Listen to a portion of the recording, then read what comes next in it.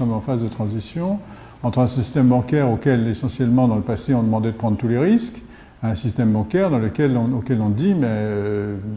attention, ne prenez pas trop de risques. Hein, tout le mouvement qu'on a fait depuis 2008,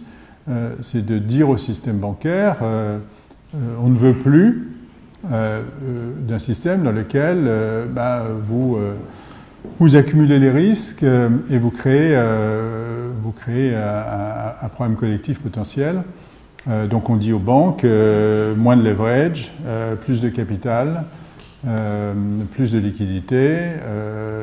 on impliquera vos créanciers si vous avez des difficultés. Tout ça, ça veut dire moins de prise de risque par le système bancaire. Donc il me semble qu'on est dans une phase de transition dans laquelle le système bancaire du passé ne remplit pas complètement ou ne peut pas remplir complètement la même fonction, et le système reposant sur un marché des capitaux